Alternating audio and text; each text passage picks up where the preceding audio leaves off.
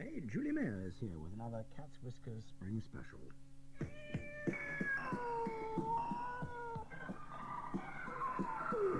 Yes, Julie Mayer here, and while the cat's away, we've got more fun for you. We'll be giving out the results of last week's competition, reading out your birthday greetings, and telling you some more stories with music. But first, have you ever thought about how important music is and how it affects our lives? Christine Lees has joined me in the studio. Christine, now you're a violinist. Perhaps you can tell us a little about music. Well, you know, music, whenever it was composed, it tells a story in sound. In very early times, it was mainly performed in the church to help the congregation to pray and to believe. Italy, with its monasteries, is perhaps the home of church music. High in the hills near Rome is a monastery where this music was written.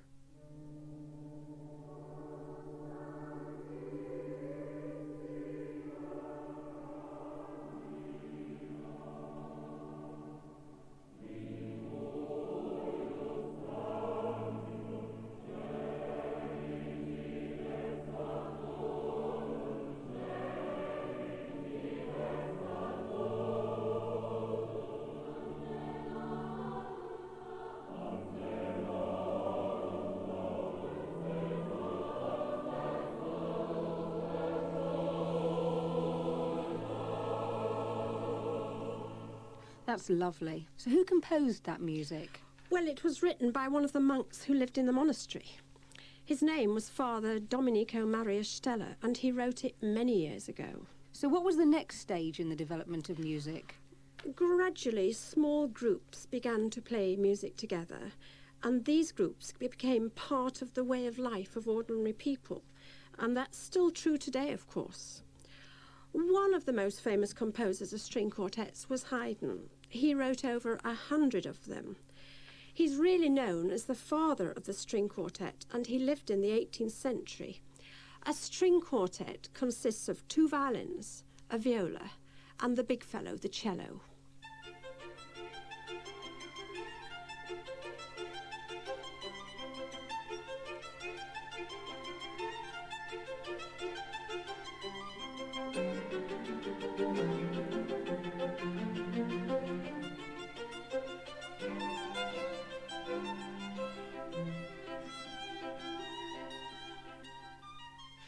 That was the last movement of Haydn's string quartet, Opus 74, number 2. And a lot of composers wrote music just for one instrument, didn't they? Yes, Chopin composed music for one instrument, mostly the piano. I can remember trying to play pieces by Chopin on our piano at home. They're very popular. Chopin was born in Poland in 1810, but spent most of his life in France, where he composed a lot of his music.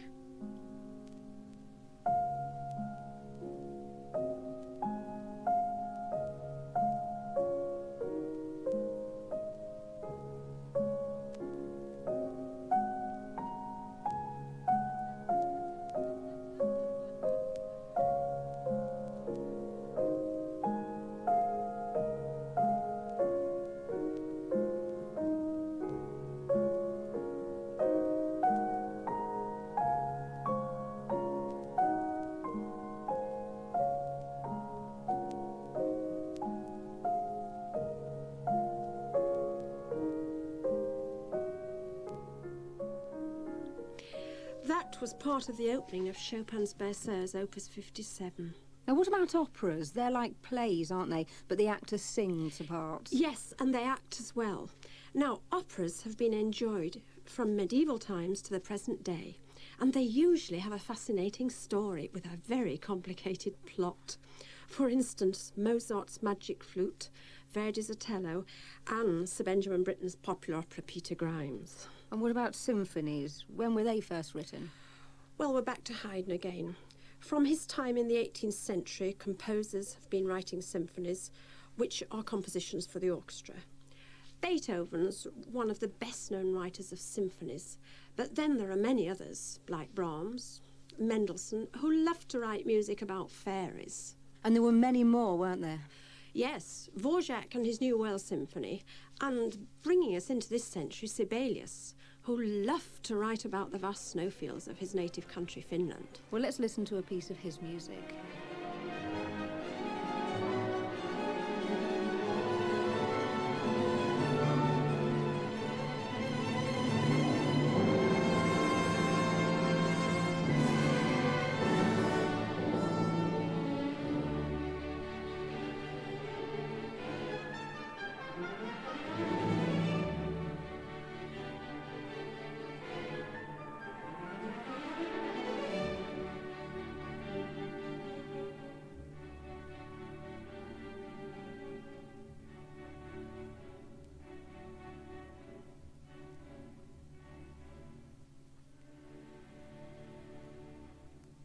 Thank you, Christine. And that was the end of the first movement of Sibelius's Second Symphony. And now for this week's competition. We'd like you to write down on a postcard how music affects you and why you like listening to it. There'll be copies of an eyewitness guide to music for the 3 best entries, and we'll be giving the results of last week's competition later in the programme. Meanwhile, it's time to join Willie Rushton, Derek Griffiths, Susan Sheridan and the BBC Concert Orchestra for 3 more of Aesop's Fables.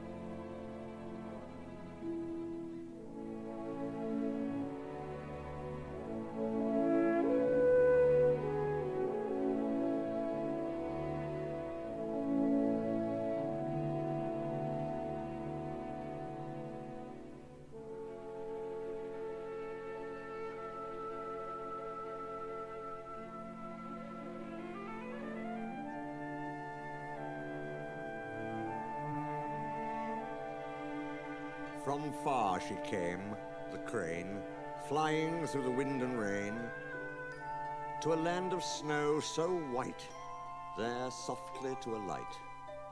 To a land of snow so white, there softly to alight.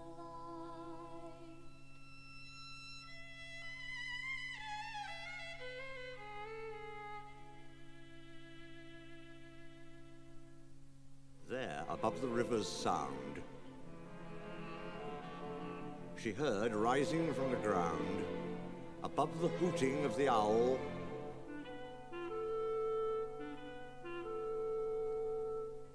the wolf's long, hungry howl.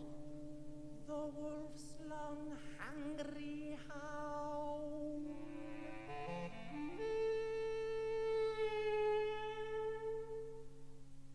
Loud and long he sang his tune to the pale and distant moon, sailing through wisps of cloud. He howled both long and loud.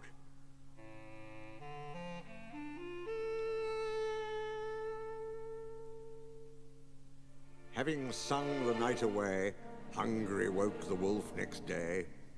Singing for my supper won't pay.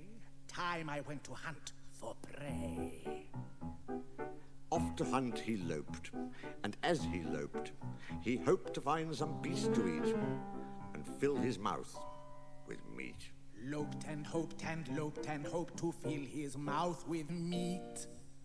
With a swift and cruel leap, he brought down a weak old sheep. And now he had more meat than he could eat, gobbling greedily at great speed, gobbling speedily with great greed. Was it fate or just bad luck? In his throat a bone got stuck. Now when he tried to sing, he discovered terrible thing. He couldn't get one right note out of his tight and bone-stuck throat. Then, in his rage and pain, he suddenly spotted the long-legged crane. So glad to meet you. Don't be afraid, I won't eat you. I have a bone stuck in my throat. Can't sing a single note. Could you reach it with your beak and help me sing again and speak? Of course, I'll make it worth your while. He added, with a smile. Step this way, do I pray. I pray you, crane, do step this way. This way. And Crane didn't know what to do. Could she trust Wolf? Well, would you? She took one step forward, then 2, then 3 steps back, and forward 2. 2, step 3 and 4, 5, and yes, just one more. Pause to inspect the view, then another 1 or 2. Shall I go on? Yes, do. Would you? She stepped, and stopped, and stepped again. Then at last Crane did decide and said to Wolf, Now open wide. Wide Wolf opened up his jaw and said, Oh, my throat is sore.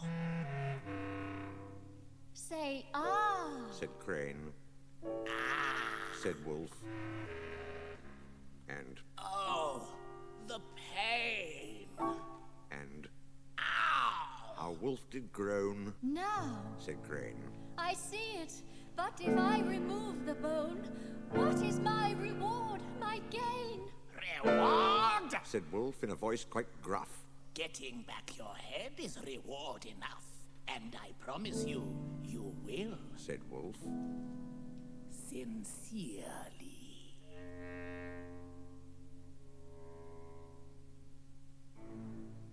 But in his heart, he lied.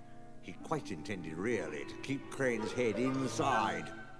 But clever Crane got a long, thick twig and stuck it between those teeth so big, now they couldn't shut down tight and give her neck a nasty bite. In went the beak. Out came the bone. Out came the twig, knocked with a stone. And Wolf could sing his song again, thanks to clever Crane. Your reward Said Wolf, is a chance to dance. I'll sing while you prance. and he sang his song by the light of the moon, while Crane pranced and danced to his tune. Dance, dance, dance to my tune, while I sing in the moonlight. Dance, dance, dance to my tune, dance the night away. Tap, tap, tap, tap, tap, tap, tappity, tap, tap your toes. Anything goes when you're dancing. Dance, dance, dance to my tune, till the sun brings the day. Tap, tap, tap, tap, tap, tap, tappity, tap, tap your toes. Come on, anything goes when you're dancing. Come on, Crane, lift up your feet, gird up your feathers, dear.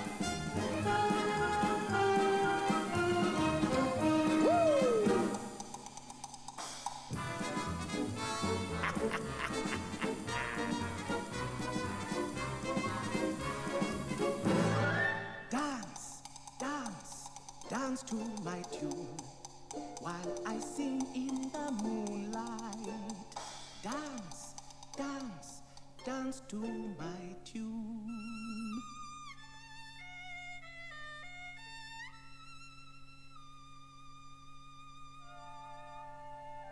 Goodbye, Crane. Come back soon.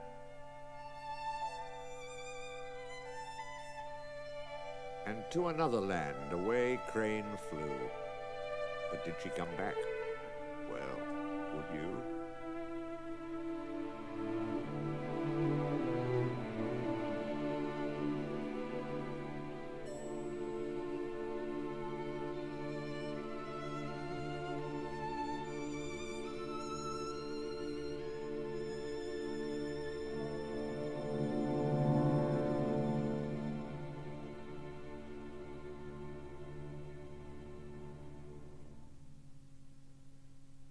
Cold winter gave way to spring and summer's heat. But by thirst, an old crow would not be beat. The recent summers that Crow could remember had been really wet. Too much rain and not enough sun. But this summer was different. Too much sun and too little rain. The dry heat made Crow so thirsty. Water! Water! Oh, what would I give for water? Then one day he saw some. But It was in a jar, at the bottom of the jar.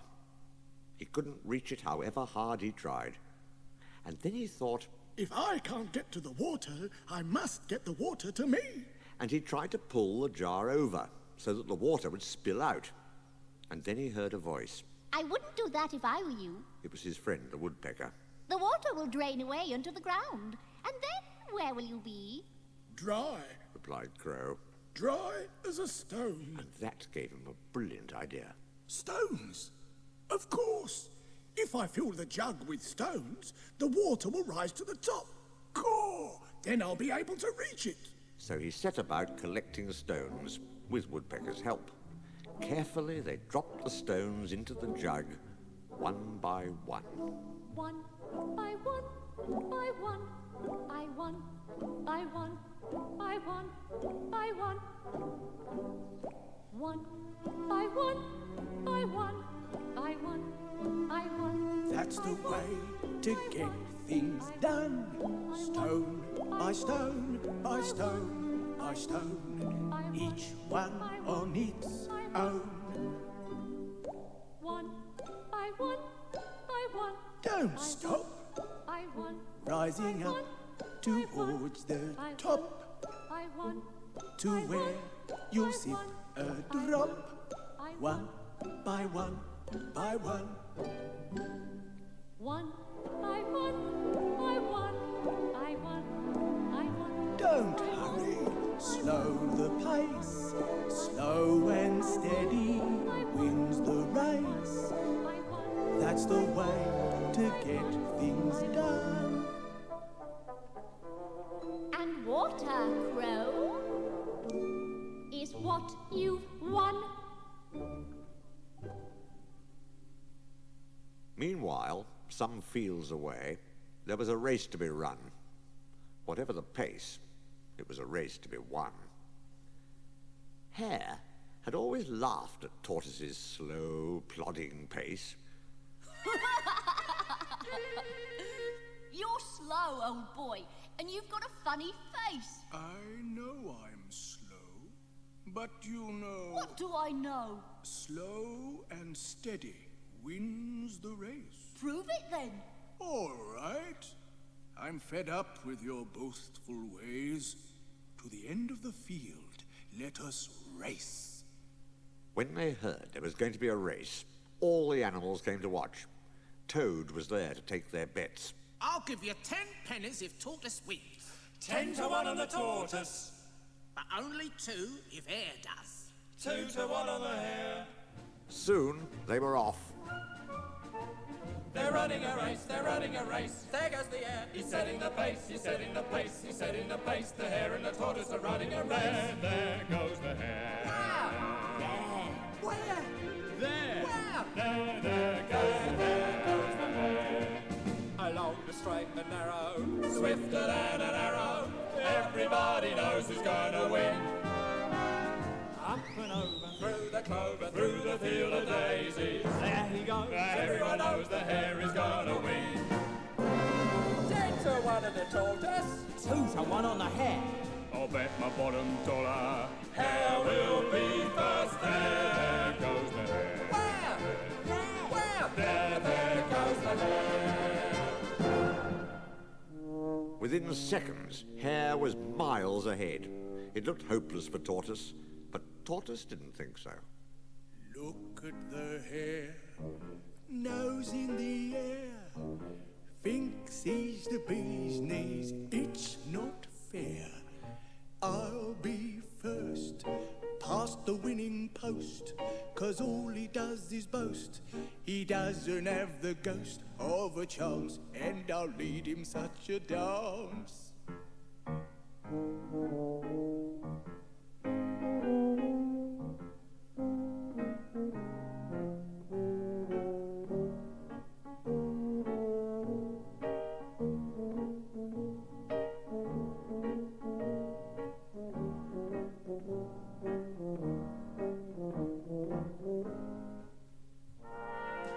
More haste, less speed.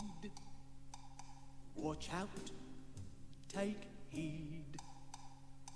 Look at the hare, Well, I don't care if it takes me a week or a month or a year. September, October, November, December, I'll be asleep again by then.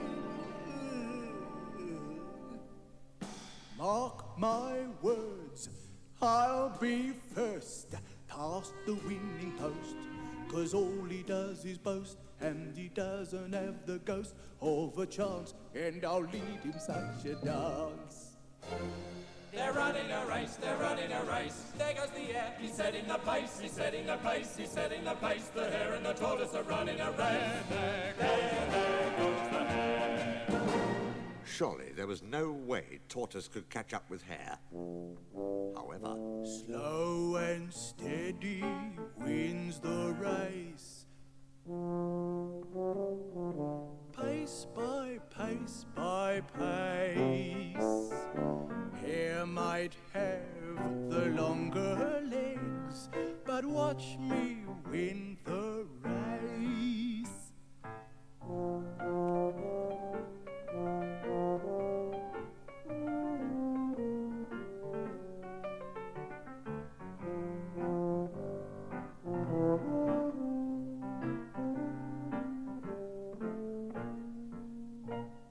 Meanwhile, there goes the hare. Where?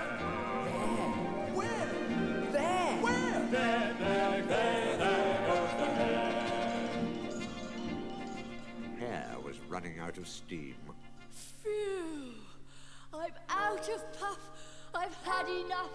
For a minute or two, methinks I'll not lose if I stop for a snooze and just take 40 weeks.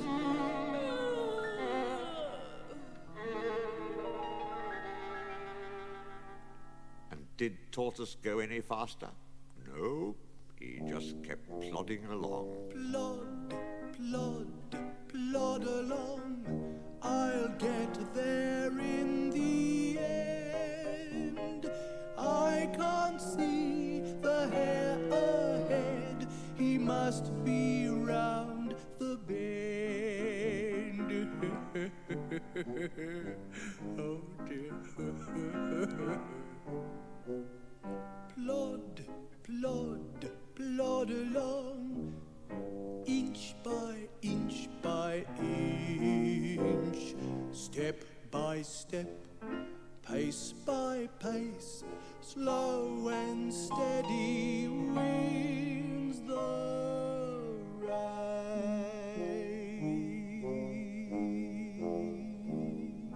And inch by inch, plod by plod, Tortoise passed Hare. The other animals tried to wake her. If she lost, they'd lose their money. Wake up! Oh, alas, too late to lose his poor hare's fate. And lost indeed she had. So those who thought Hare was going to win didn't get their 2 pence from Toad. But those who bet on Tortoise made 10 pence each. 10 to 1 on the tortoise, 2 to 1 on the hare. I bet my bottom dollar tortoise wouldn't be first there.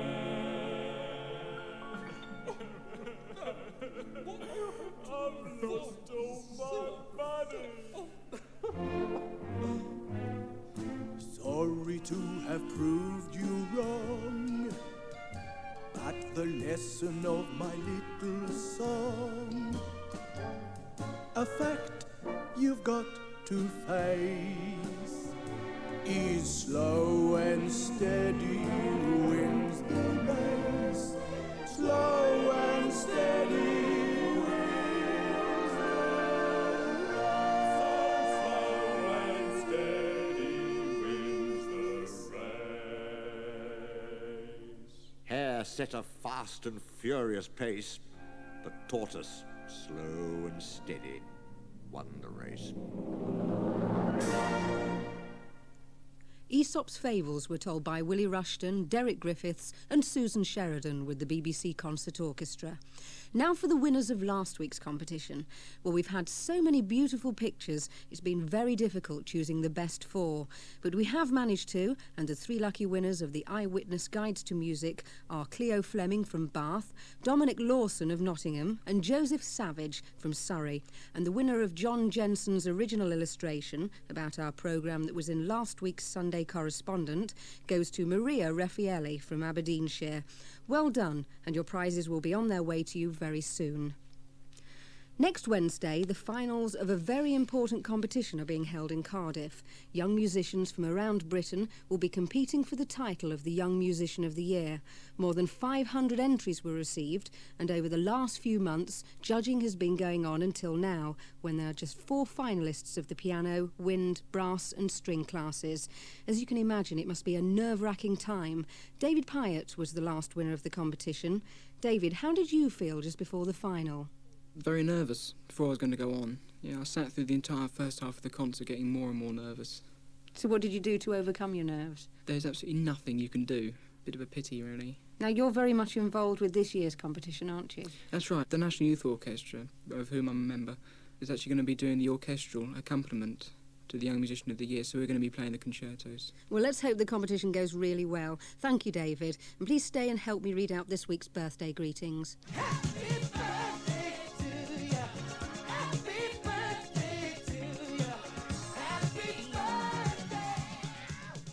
Happy birthday to Helen Pilch, Tristan Worcester, Jane Higginbottom and Bethany Barnett. Robert Cockerill, Lucy Coggle, Catherine Hamley and Ben Buckland. And best wishes to Daniel Rawson, Emma Cushley, Alistair Henderson and John Outram. To Edward Stewart, Ian Pattinson, Josie Mayer and Laura Gould. Emma Norris, Bryony Morgan, Alexander Martin and Sarah Campbell. Charlotte Green, Andy Stevens, Robin Vinter and Jessie Binns. Best wishes to Dominic Summers, Neil and Andrew Hall, James Clark and Heather Graham. Sarah Godfrey, Siobhan Boyle, Michael Carley Smith and Katie Bishop. Archie Campbell, Andrew Bryant, Laura Fife and Jessica McLeod.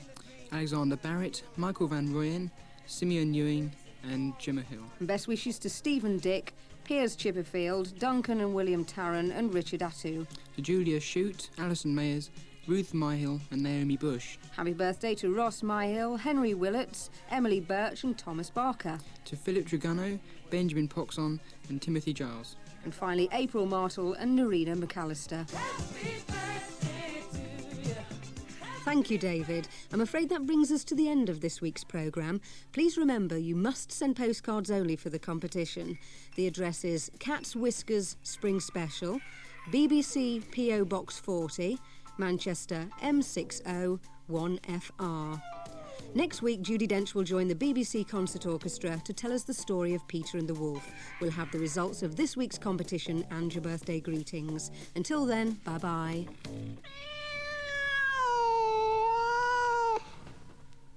And while the cat's away, the presenter is Julie Mayer. The storytellers in this week's Aesop's Fables were Willie Rushton, Derek Griffiths and Susan Sheridan, and they were accompanied by the BBC Concert Orchestra, conducted by Barry Wordsworth and led by Cynthia Fleming.